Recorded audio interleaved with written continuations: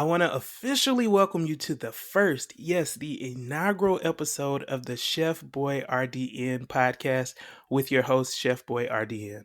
Let's go.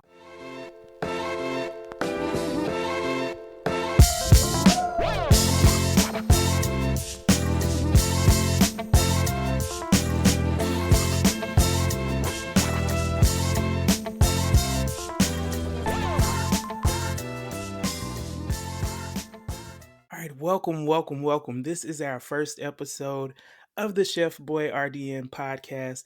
I'm very excited to be here with you today. I don't know if you can tell, but I'm really excited. And so I want to open this podcast up with kind of discussing why the podcast and who am I, right? Who am I as far as my credentials to be able to give you this information? And so let's just jump right in and start there.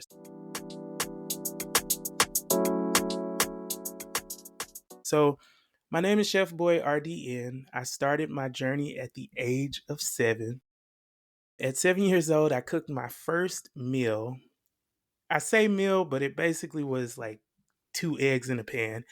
And I decided I really liked cooking. And so my parents from there were great parents. They allowed me to explore in the kitchen. I burned some things. I overcooked some things. I undercooked some things. Even gave myself food poisoning once, but thank God I haven't done that for anybody else. But I was just in the kitchen, just exploring. Things were too salty, inedible. And eventually, I got to the point where I actually started getting pretty good at cooking.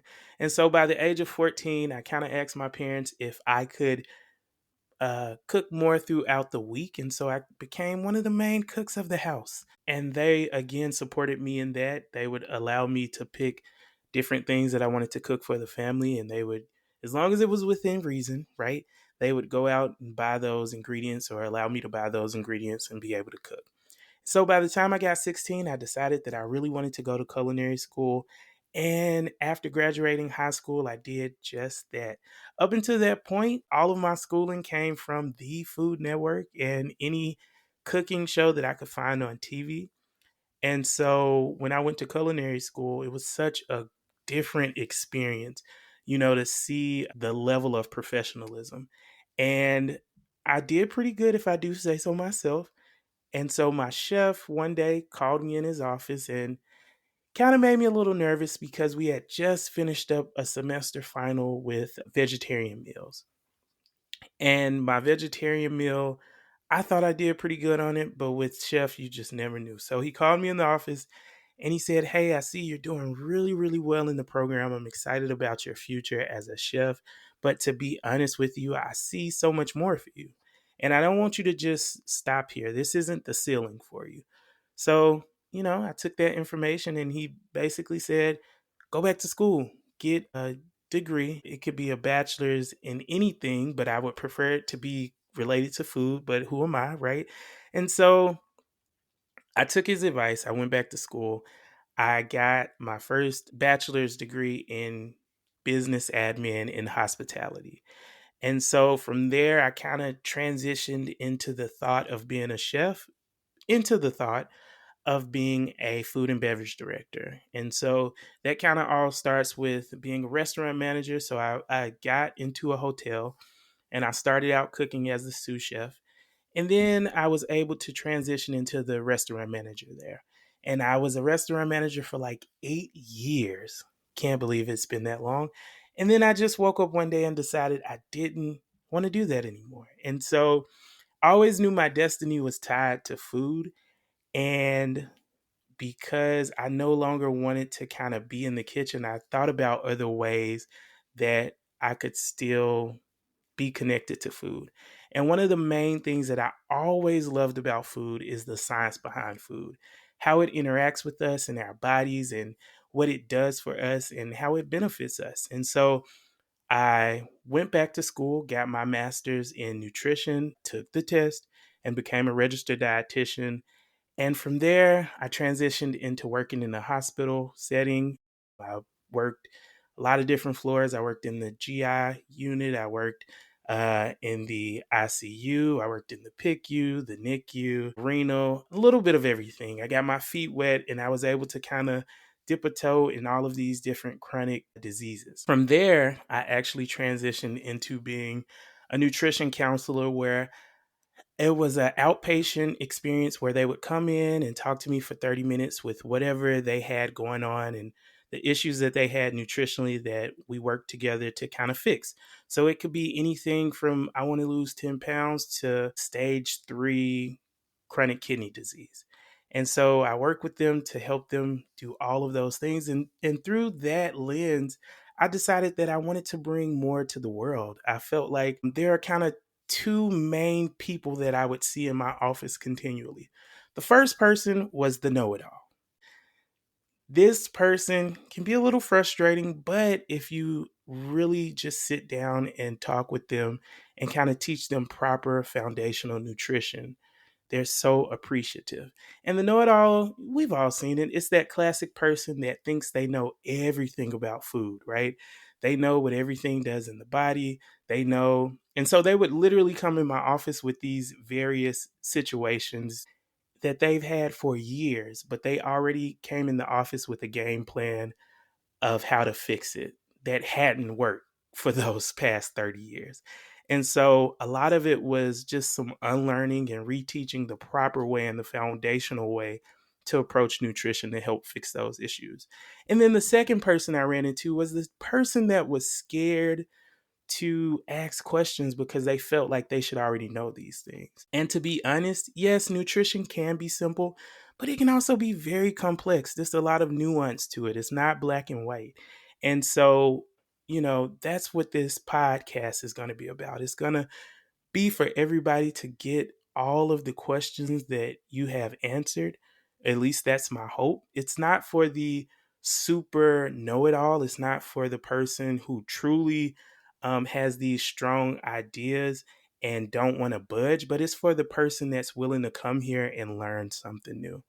And trust me, through these episodes, maybe you know some of this stuff, but I'm sure there's something that you can find in an episode that you haven't heard before, or it's a new way to think about a thing.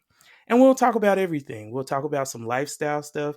We'll talk about things as simple as what is a carb, what is a fat, what is a protein. So definitely strap in, get ready for this journey. We gonna have some fun as well. My friends tell me I'm funny. Now, I don't know if they just tell me that to hype me up, but I like to think that I can tell a jokey joke here and there. So we're going to have some fun. You're going to laugh, might even cry. I don't know. But I'm looking forward to this journey, and I hope you are too.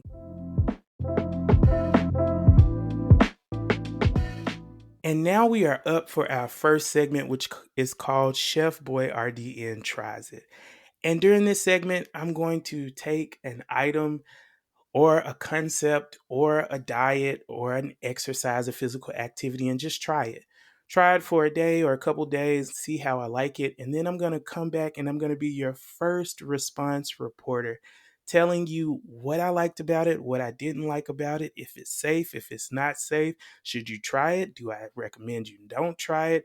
All of those questions will be answered during Chef Boy RDN Tries It. And one other thing, I'm the realest dietitian you'll ever meet in your life. With that being said, it's going to be honest reviews. I'm not going to give you any fluffy stuff. If I don't like it, I will tell you. If I do like it, I will tell you. So, first up for our first ever Chef Boy RDN Tries It is True Fruit. Now, I don't know if you've ever heard of True Fruit, but it is a fruit-based item. It comes in two ways. It's either in the freezer section or it's in the candy section of the grocery store. Okay. Now, what it basically is it's either frozen fruit or freeze dried fruit, and it's dipped in chocolate. It's just that simple. Very simple concept. You can get, of course, the frozen fruit in the frozen fruit section, right? And then you can get the freeze dried ones typically in like the candy area. So it comes in a few different types of fruit. The ones that were at the stores that I went to in my local area were strawberry, raspberry, blueberry, and banana. And so with these 4 different types, like I said, they were either frozen or freeze dried, and then they were dipped in chocolate. Now I'm gonna just be honest with you. I can't really speak to the banana. If you know me, and as you get to know me through this podcast, you will come to find very quickly that I'm not a real fan of banana. Like, I like it, but I like it in very specific ways. So I like it when it's actually yellow and the tips are still a little green. It's kind of stiff, might be a little tangy. That's my favorite way to eat a banana. And it's not something that I crave that often. I'm not a person that does yellow bananas, and I definitely, because if it's yellow, it's very highly likely that it has a brown spot. And if it has a brown spot, I don't want any part.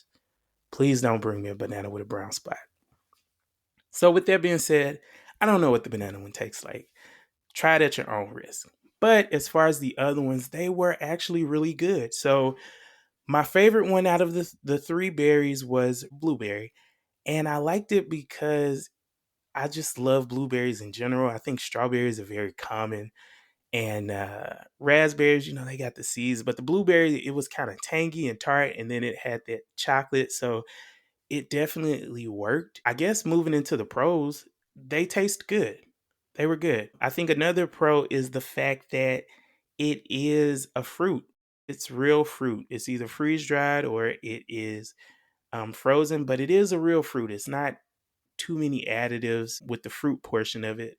It is some, of course, with the chocolate. The other pro I would say is the texture. So with the freeze dry ones, I thought, especially the blueberry, was really cool. It almost had the texture of like a Whopper or Whooper, those malted chocolate balls, those candies. Now, it didn't taste like it, but it had that airy, kind of crispy feeling, that kind of texture. And so I actually really enjoyed that. The other pro is it's pretty convenient. So it's easy, you can find it at the store. It's pretty easy and you don't have to do any work per se, except for open the bag and just start eating. So it's very convenient. I think that's all the pros. Now, my biggest con with you, True Fruit, and I'm talking directly to you. What is up with this price? The price is egregious, to be honest with you. So for a small bag, I don't know what the serving size is, but I know the bag isn't that big. It's anywhere from 7 upwards of $9 for the frozen ones.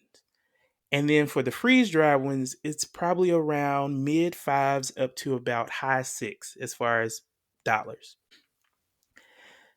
And then they have this individual single pack that you can get of the freeze dried ones for $2.99 for one serving. That's intense. I just, for me in my house, in my pocket, I can't do it. Okay, it was fun. It's something definitely to try, but try with that disposable income. Don't waste your money, because to be honest with you, the other con is I can do this at the house. All right, I can take some frozen strawberries and dip it in chocolate for a fraction of the price. And then the third con is it is too high. What are we doing with these prices? So that is True Fruit. I definitely want you to give it a try. Like I said, if you have some disposable income, if you really want to know what it tastes like, just go buy you some freeze dried fruit or some frozen fruit and dip it in chocolate. Same kind of vibe. All right, and we are moving into the next segment, which is our vitamin of the week. So I want you to think Sesame Street here. Each week, our episode will be sponsored by a vitamin of the week. And this week, we're starting our inaugural episode with the first vitamin, which is vitamin A. Now, with vitamins, there are 2 types of vitamins. There is a fat soluble vitamin, and then there is a water soluble vitamin. Let's start with the water soluble vitamin. So, water soluble vitamins are vitamins that are carried through water, or they're dissolvable by water, and you typically are able to expel them out through when you use the restroom. And so they don't stay in our bodies that long. We don't really worry about toxicity too much when it comes to those vitamins because, again, you use the restroom, they're gone. The second type of vitamin is a fat soluble vitamin. So, fat soluble vitamins are carried by fat, and those vitamins can actually end up in our fat cells and they can store in our body a lot longer. So, these are the ones you do have to be careful with, especially thinking about upper limits when it comes to vitamins because they do have a toxicity level. And so, you want to be careful with those. Now, vitamin A is a fat soluble vitamin. Okay. And some of the benefits of vitamin A or what it does in the body is it actually helps with vision. We all pretty much know that. This is why they tell you if your eyes are bad, if your eyes are bad, eat a carrot, right? But specifically, it helps with night vision.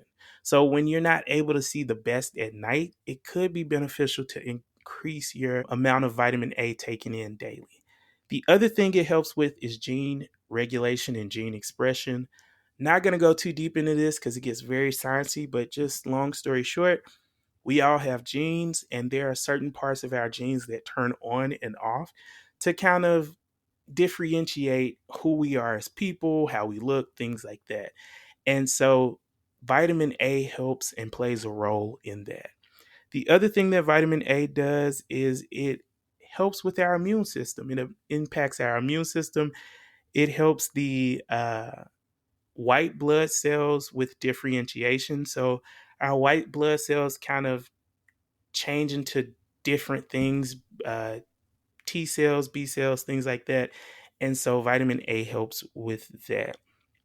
The other thing is it helps with growth and development in embryos. You first get pregnant and the baby is an embryo. The vitamin A definitely helps with that growth and development. The last thing is it helps with our skin and tissue repair.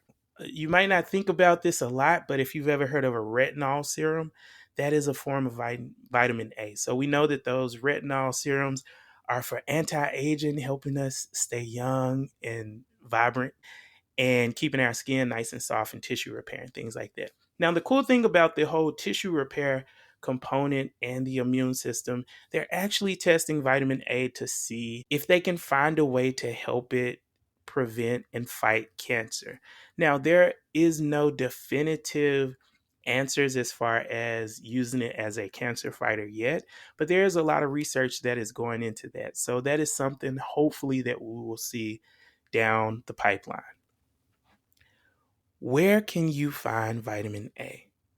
That is a good question, Chef BoyRDN. I'm glad you asked, and I'm going to answer. So, there are two different types of vitamin A. There are retinoids and carotenoids. Retinoids are typically found in animals and animal byproducts.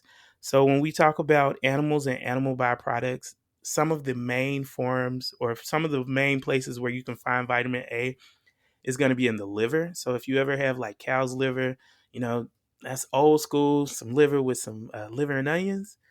Come on now, that's old school. If you don't like it, I can't really help you. It is delicious when it's done right. Now, if it's done wrong, it's typically done very wrong and it's just not appropriate. But that definitely has a high amount of vitamin A. And just side note, the liver in general is full of vitamins, so it is a very healthy organ meat. Other places you can find vitamin A is going to be eggs, dairy products, which are going to be, your milk um, and things like that, cheese, cod liver oil. So, growing up, my parents actually used to give me cod liver oil. And I'm so grateful. I thank God, yes, that now it comes in a pill form because I used to get that my mom had a very specific big spoon that she would give me and my siblings medicine with. And it was like it was a regular spoon, but it was like the biggest regular spoon she could find. Anyway, thank God for the pills. Now, you can also find it in your vegetables, and these are going to be called carotenoids. So the most famous carotenoid is beta carotene. We all know that. That's the one that comes with kind of those orange colored fruits and vegetables. So let's start with just carotenoids in general. You can find them in things like dark leafy greens like spinach and kale. And then those beta carotenes, you can definitely find those in, again, those orange vegetables. So think sweet potatoes, carrots, red and orange bell peppers, mangoes, and apricots. Now, there are some issues when you have deficiency. So, with vitamin A deficiency, it can cause blindness, dry eyes, or dry skin, and delayed growth in adolescents and children. In the toxicity category, you will see it in the form of nausea and dizziness. Also, if you have continued toxicity, it can cause liver damage and birth defects. Now, with vitamin A, you typically see more deficiency than you see toxicity, and deficiency is typically found in more third world countries. So, that is the vitamin of the week. I hope you learned something from this, and definitely try to get some in this week. Get some sweet potatoes, get some carrots, some mangoes, whatever it is, and just try to increase your vitamin A intake naturally. All right, I want to thank you for spending this time with me. It has been fun. I'm very excited again for this journey that we're on. I hope that you are excited. I hope that you bring a friend along with you. So be sure to share this podcast with everybody you know. Like I said, it is for your everyday person. We are going to have some fun. We are going to learn some things. And my hope is we get to a place where I get to answer some of your questions. So, pending, y'all like this podcast, which I'm pretty sure you will, but you just never know. But pending you like the podcast, we will definitely keep it going. Be sure if you like this episode to rate, subscribe, and leave a review. You can also catch me on the next episode where we will talk about New Year, Same Me. It's the new year, right? And a lot of times in the new year, we have these things called resolutions. We probably, as far as the word resolution, we make it maybe to the res part. We don't get to the solution. We'll talk about all of those things on the next podcast. So be sure to join me next time right here on the Chef Boy RDN podcast with your host, Chef Boy RDN. Y'all have a good day.